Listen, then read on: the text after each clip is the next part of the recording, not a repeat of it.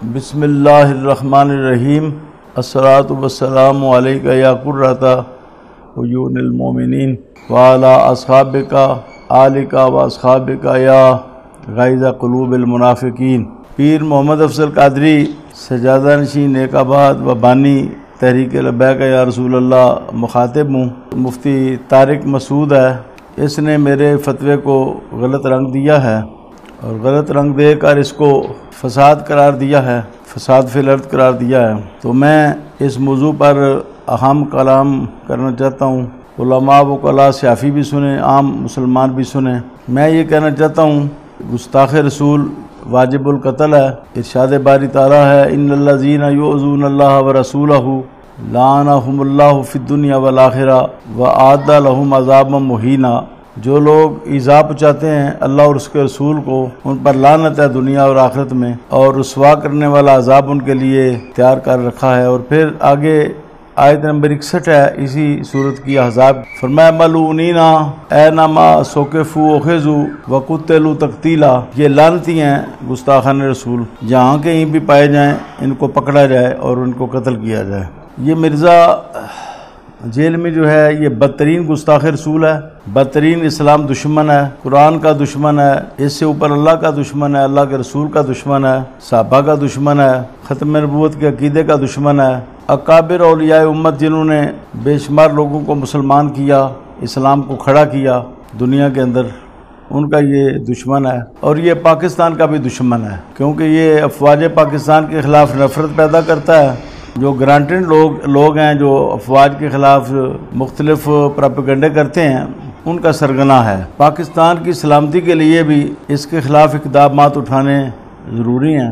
اس کی جو گستاخیاں ہیں میں پہلے بیان کر چکا ہوں۔ اس نے کہا کہ اللہ مومل جملہ ہے، مومل کا مطلب ہے اس کی حقیقت کوئی نہیں۔ مومل کہتے ہیں جیسے پانی شانی، پانی کی حقیقت ہے، شانی کی کوئی حقیقت نہیں، شانی مومل ہے۔ اللہ کی تو حقیقت ہے، اللہ سے مراد واجب الوجود ہے، ذات واجب الوجود، جامع صفات کمال، رب العالمین، خالق کائنات، وہ ہستی جو پوری کائنات کی خالق ہے اور ربوبیت کر رہی ہے، وہ ہستی مراد ہے۔ تو یہ اللہ تعالیٰ کی واضح توہین ہے۔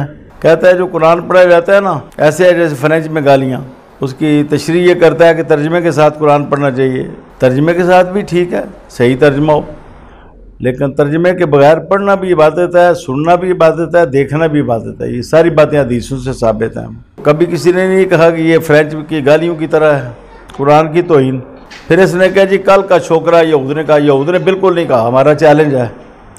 اس کا جواب نہیں دے سکا، جو جواب دیا وہ بالکل ایک مذاق ہے جی میں نے بہت سی یہودیوں کی جو باتیں ان کو جمع کر کے خلاصہ نکالا ہے۔ اس طرح تو پھر ہر بات کا خلاصہ لوگ نکال لیں گے، جو جتنے بھی گستاخ ہیں، بے ادب ہیں، کہ جی ہم نے خلاصہ نکالا ہے۔ یہ کل کا بھی توہین ہے، کل کا اس کو کہتے ہیں جو ناقص ہو، ادھورا ہو۔ یہ کل کا پہلوان ہے، یہ کل کا سیافی ہے، اس میں تنقیص کا معنی پایا جاتا ہے۔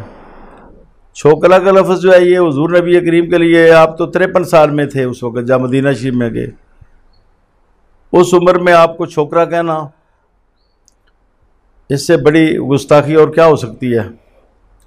پھر اس نے جو پرسوں اس کی تقریر شائع ہوئی، اس میں سمعنا فتى یذکرہم یقال لہ ابراہیم، اس کا ترجمہ یہ کیا ہے کہ ایک کل کا چھوکرا ہے ابراہیم۔ ابراہیم علیہ السلام کو کل کا چھوکرا کہا۔ فتح کا معنی نوجوان ہوتا ہے، جوان ہوتا ہے فتح کا معنی، کل کا چھوکرا نہیں ہوتا۔ ابراہیم علیہ السلام کی تو ان کی وجہ سے بھی یہ واجب القتل ہے۔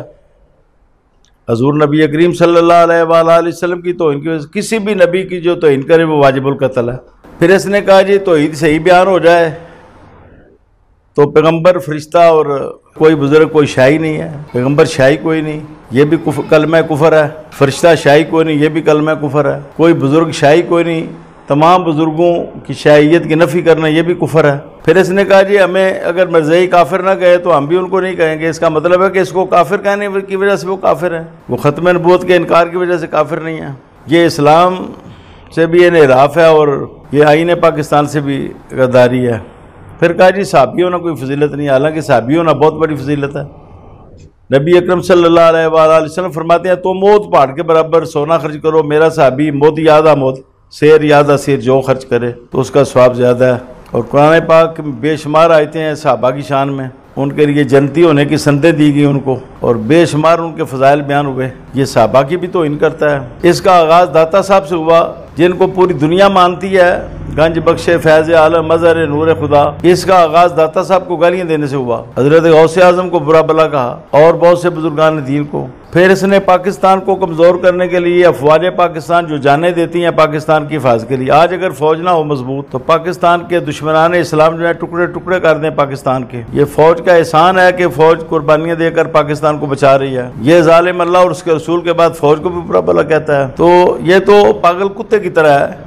پاگل کتے کا علاج اس کو مار دینا ہوتا ہے۔ یہ دیکھیں نا، کچے کے اندر پولیس مار رہی ہے ڈاکوؤں کو، تو وہ کوئی عدالت نے فیصلہ کیا ہے اس کو بھی مار دو، اس کو بھی مار دو، تو وہ لوگ فسادی ہیں، ان کو ماورائے عدالت مارنا جائز ہے؟ پولیس مار رہی ہے کچے کے علاقے میں، تو اگر دہشت گرد کو مارنا جائز ہے ماورائے عدالت، چور اور ڈاکو کو، تو گستاخ رسول تو سب سے بڑا مجرم ہے، یہ تو سب سے بڑا فسادی ہے، یہ تو سب سے بڑا خطرناک شخص ہے۔ اس کے وجود سے تو زمین کو پاک کرنا چاہیے۔ اب میں واجب القتل کی تشریح کرتا ہوں۔ واجب القتل کا معنی یہ ہے کہ حکومت اس کو قتل کرے گرفتار کر کے۔ ہم نے یہی راستہ اختیار کیا ہے۔ ایف آئی آر درج ہو چکی ہے جیل میں ہماری طرف سے، میرے ایک مرید نے درج کرائی ہے، شیر اسلام عمیر علی قادری نے۔ امید ہے کہ ہماری حکومت، ہمارے جج کوئی مثالی کردار ادا کریں گے۔ ابھی تک تو آج تک تو کسی گستاخ رسول کو سزا نہیں ہوئی۔ دوسرا طریق جو ہے وہ یہ ہے آپشن، ملعونین اینما ثقفوا اخذوا وقتلوا تقتیلا، جہاں بھی پائے جائیں یہ لعنتی ان کو قتل کیا جائے، یعنی ماورائے عدالت بھی ان کو قتل کرنا جائز ہے۔ یہ کہتا ہے فساد ہے، تو مفتی تقی عثمانی کو بٹھائے نا درمیان میں، اور اپنے بڑے بڑے علماء کو لاہور میں آ جائے، تو اس کی اور مفتی تقی عثمانی کی ٹکٹ میں دے دوں گا، اور قرآن و سنت کی روشنی میں فیصلہ کر لیتے ہیں کہ حضرت عمر نے فساد کیا تھا یا آپ نے ایمانی اقدام اٹھایا تھا۔ جب بشر نامی منافق نے کہا کہ میں حضور نبی کریم کے فیصلے کے بعد آپ سے کراتا ہوں، تو انہوں نے کہا اچھا پھر میں کرتا ہوں، تلوار چلا کے اس کی گردن کرم کر دی، اور میں ہاکذا اقضی لمن لم یرضی بقضاء اللہ ورسولہ، یہ فیصلہ ہے، ماورائے عدالت تھا۔ بشر نامی منافق کو قتل کیا۔ اگر اس زمانے میں یہ مفتی طارق صاحب ہوتے اور یہ لوگ ہوتے اس کے جو ٹولے کے لوگ ہیں، تو انہوں نے بشر کے ساتھ کھڑے ہونا تھا، انہوں نے حضرت عمر کو بھی فسادی کہنا تھا رسول کریم کی عدالت ہے، یہ دو عدالتیں ہیں ہی کچھ نہیں، رسول کریم کی عدالت اصل عدالت ہے، آپ کے سامنے یہ عدالتیں کیا حیثیت رکھتی ہیں؟ تو رسول کریم کی عدالت موجود ہے اور بشر کو مار دیا ہے، اب تو بڑے فسادی ہیں، آپ نے تو غلط کیا ہے حضرت عمر۔ انہوں نے بشر کے ساتھ کھڑے ہونا تھا، اس وقت منافقین سارے بشر کے ساتھ کھڑے ہوئے۔ حضرت غازی علم الدین شہید نے قتل کیا راجپال کو، اس نے راجپال کے ساتھ کھڑے ہونا تھا اگر ہوتا تو، اور اس نے کہنا تھا یہ سب فسادی ہیں۔ قائد اعظم بھی فسادی ہے جو اس کی بحث کر رہا ہے، آ کے مقدمہ لڑ رہا ہے۔ علامہ اقبال بھی فسادی ہے، ماورائے عدالت قتل ہو گیا ہے۔ یہ پتہ نہیں ان لوگوں کے پاس علم تو بہت ہے لیکن علم کا نور کوئی نہیں، علم کے نور سے یہ لوگ خالی ہیں، یا یہ خود لوگ جو ہیں ان باتوں میں ملوث ہیں اور یہ اس کا دفاع چاہتے ہیں مرزا جیل میں کا۔ بہرحال میں ان کو یہ چیلنج کرتا ہوں، آپ کوئی کلپ جاری کرنے کی ضرورت نہیں ہے، مجھے ٹائم مقرر کریں، مجھ سے وقت کریں، ہم بیٹھ کے بات کرتے ہیں قرآن و سنت کی روشنی میں۔ مفتی تقی صاحب کو ساتھ لے کر اپنے بڑے عالم کو، میڈیا آن ہوگا، کافیوں کو بھی بلا لیں گے، بات ہو جائے گی، چند منٹوں میں انشاءاللہ مسئلہ حل ہو جائے گا۔ ایک آپشن یہ ہے کہ حکومت قتل کرے گستاخ رسول کو، حکومت نے آج تک کسی کو قتل نہیں کیا، یہ کہتے ہیں جو حکومت کے پاس جاؤ، حکومت نے آج تک قتل نہیں کیا، پھر بھی ہم حکومت کے پاس گئے ہیں۔ آج تک ہزاروں مقدمات قائم ہوئے 295 کے، کسی کو قتل نہیں کیا گیا، کسی کو سزا نہیں ہوئی، پھر بھی ہم گئے ہیں، ہم نے ایف آئی آر درج کرا دی ہے۔ کوئی یہ نہ کہے جی انہوں نے حکومت کے ساتھ رابطہ نہیں کیا، قانون نافذ کرنے والے اداروں کے ساتھ۔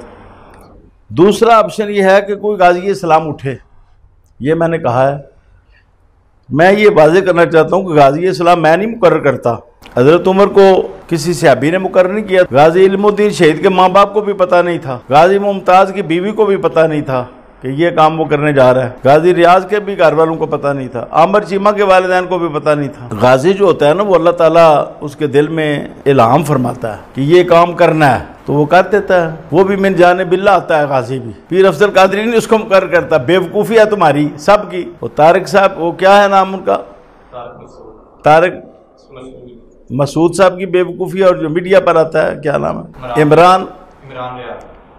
عمران ریاض بھی بیوقوف آدمی ہے۔ میں نے تو کہا کہ غازی اٹھے گا، پھر میں نے تو مروانا ہوتا تو میں نے جیل میں کوئی شام و شام مروا دینا تھا، میرے اتنے مرید تپے ہوئے ہیں شاگرد، میں تو کسی کو اشارہ دیتا تو شام و شام مار دیتے، لیکن غازی اللہ نے پیدا کرنا ہے، اور اللہ اپنے رسول کی عزت کا محافظ ہے، اللہ ضرور پیدا کرے گا۔ جب کوئی غازی پیدا ہوگا تو میں سب سے پہلے اس کی حمایت کروں گا، انعام بھی دوں گا اس کو انشاءاللہ تعالی۔ اس کا بہترین حل یہ ہے مفتی طارق صاحب، آپ اپنا لوگوں کو گمراہ نہ کریں۔ آپ سے تو جج بہتر ہے وہ جس نے اکتوبر 1911 میں غازی ممتاز کے بارے میں فیصلہ کیا، اور اس نے کہا ممتاز آپ نے اسلام کی روح سے درست کیا ہے، آپ نے، لیکن ملکی قانون میں آپ کی یہ سزا بنتی ہے۔ اس نے بھی کہا کہ اسلام کی روح سے آپ نے درست کیا ہے۔ تو اب اس موقع پر ہم نے ملکی قانون کو بھی دیکھنا ہے اور اوپر اسلام کو رکھنا ہے، اسلام کو اوپر رکھنا ہے۔ اسلام سپریم لا ہے، اسلام کے نام پر پاکستان بنا ہے، پاکستان اسلامی ریاست ہے۔ اسلام کی روح سے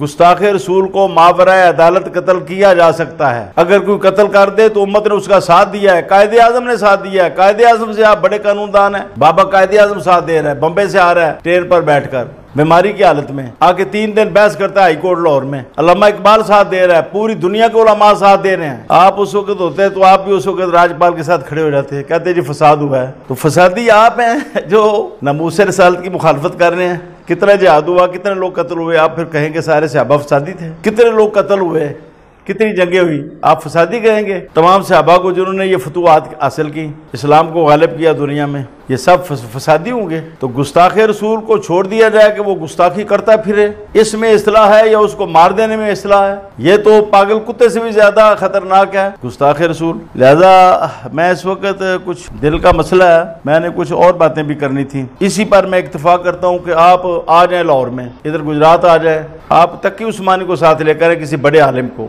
آپ کے بارے میں تو مجھے پتا نہیں، نہ آپ کے ماں باپ کا مجھے پتا، آپ تو ایک مجہول آدمی ہیں، آپ کسی معلوم کو لے کر تو بیٹھ کے بات کر لیتے ہیں۔ میں لاہور آ جاؤں گا، انتظام میں کروں گا، جگہ مقرر کر لیں، میرے ساتھ وقت کر لیں اس مسئلے پر کہ کیا غازیان اسلام کا کردار درست ہے یا غازیان اسلام کا کردار فساد ہے۔ جن لوگوں نے اس کو ظلم کا، تشدد کا، وہ بھی آ جائیں، ان کو بھی ساتھ ملا لیں۔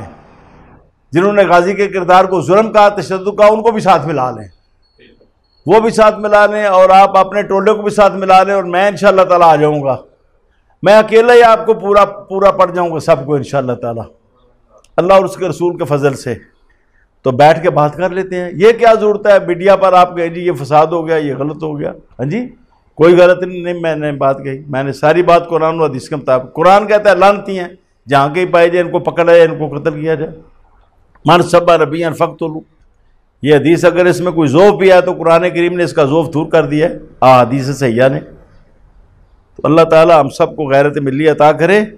اب ہمیں اس کا علاج کرنے ہیں، کس کا؟ مرزا جیلمی کا، گستاخ رسول کا۔ تو میں یہی کہوں گا کہ آپ نے اس میں مداخلت نہ کریں، آپ لوگ، اسی میں بہتری ہے، اسی میں بچت ہے، اسلام کی بھی، پاکستان کی بھی، اور سب کی۔